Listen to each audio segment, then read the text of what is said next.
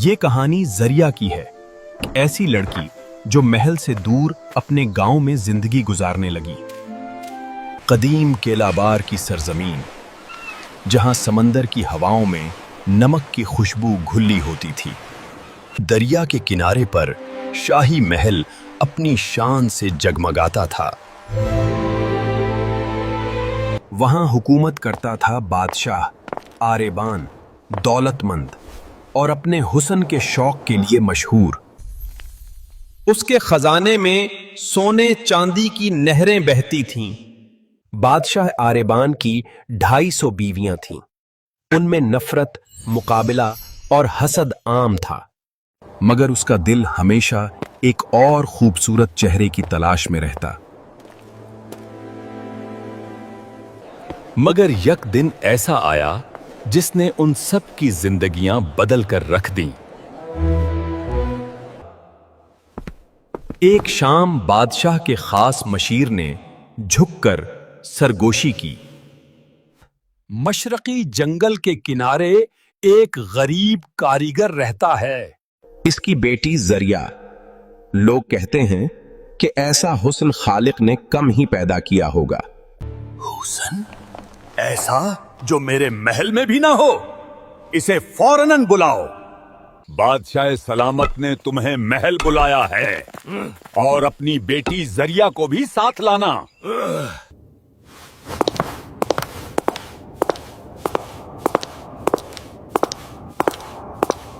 بادشاہ نے زریہ کی خوبصورتی دیکھی اور وہ دیکھتے ہی رہ گیا۔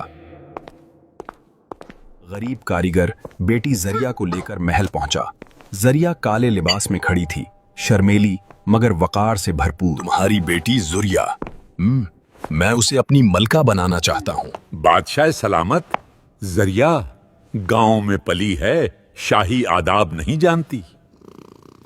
مجھے آداب نہیں چاہیے، صرف وہ چاہیے۔ ہماری شادی کے انتظامات فوراً کرو۔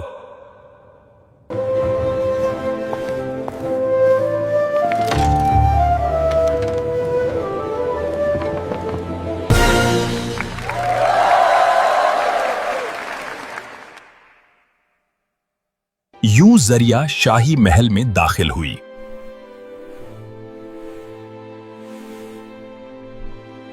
اور بہت جلد بادشاہ آریبان کی سب سے محبوب بیوی بن گئی۔ اس کی سادگی، باتوں کی نرمی اور دل کا سکون بادشاہ کے دل پر چھا گیا، اور یہی چیز محل کی تمام بیویوں کے لیے آگ بن گئی۔ ایک رات زریہ کے خلاف سازش کا آغاز ہوا۔ بیویاں صحن میں جمع تھیں، غصے سے بھرپور۔ ایک گاؤں کی لڑکی آ کر ہم سب پر حکومت کرے، میں اسے تاج لینے نہیں دوں گی۔ بادشاہ کے استقبال جشن میں ہم اسے عوام کے سامنے شرمندہ کریں گے، اتنا کہ بادشاہ خود اسے محل سے نکال دے گا۔ جشن کا دن آیا۔ محل کے دروازوں پر ہزاروں لوگ جمع تھے، رنگ اور خوشبو ہر طرف پھیلی تھی۔ بادشاہ اپنے سنہرے تخت پر بیٹھا تھا، زریہ اس کے ساتھ تھی۔ اچانک نوکرانی آگے بڑھتی ہے۔ اس کے ہاتھ میں گھٹیا اناج بھرا تشت تھا، ایسی چیز جسے اشرافیہ نیچ سمجھتے تھے۔ وہ اسے زریہ کے قدموں میں پھینک دیتی ہے۔ زریہ نے کبھی غرور نہیں دیکھا تھا، نہ جانتی تھی کہ اشرافیہ کے سامنے زمین جھکنا بے عزتی سمجھا جاتا ہے۔ زریہ اس کے گاؤں کی تربیت جاگ اٹھی۔ وہ آگے بڑھی اور اناج اٹھانے لگی۔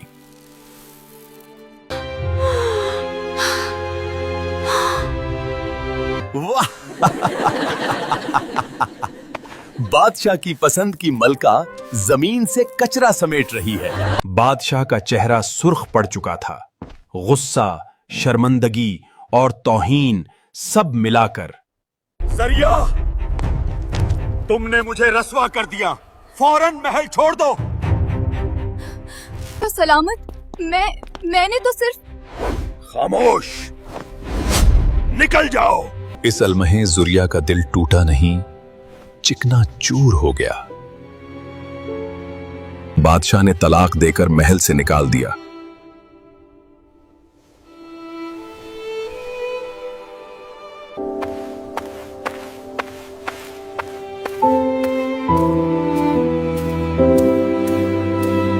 और यही चीज महल की तमाम बीवियों के लिए खुशी की वजह बन गई।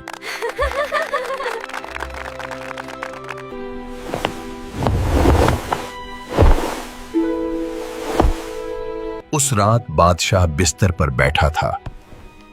गुस्सा थमा, मगर जहन में बेचैनी बढ़ गई।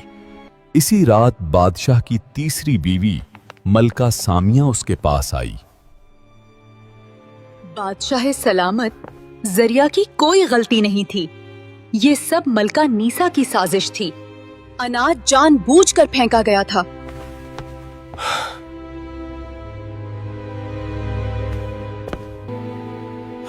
मैंने अपनी रोशन सुबह को अंधेरे में धकेल दिया।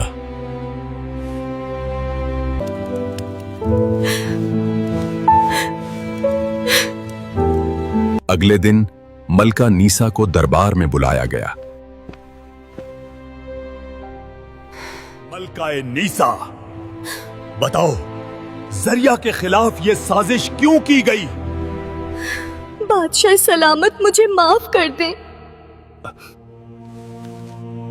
मलिका नीसा, फौरन महल छोड़ दो।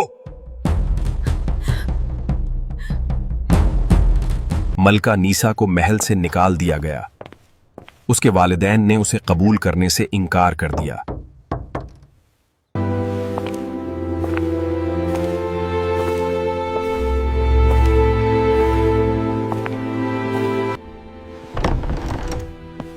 बादशाह आरेबान हर रोज जरिया को याद करता।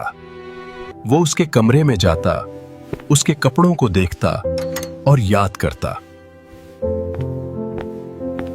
1 साल के अंदर अंदर बादशाह का दिल टूट गया। वो बिस्तर से ना उठ सका। मेरी सबसे बड़ी गलती जरिया को खोना था।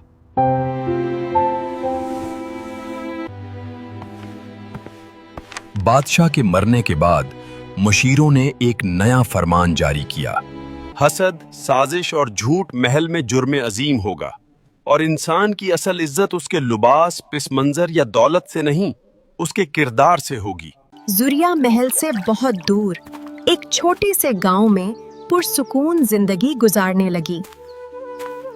इसकी कहानी नस्लों तक सुनाई गई, एक मिसाल के तौर पर, एक कानून के तौर पर।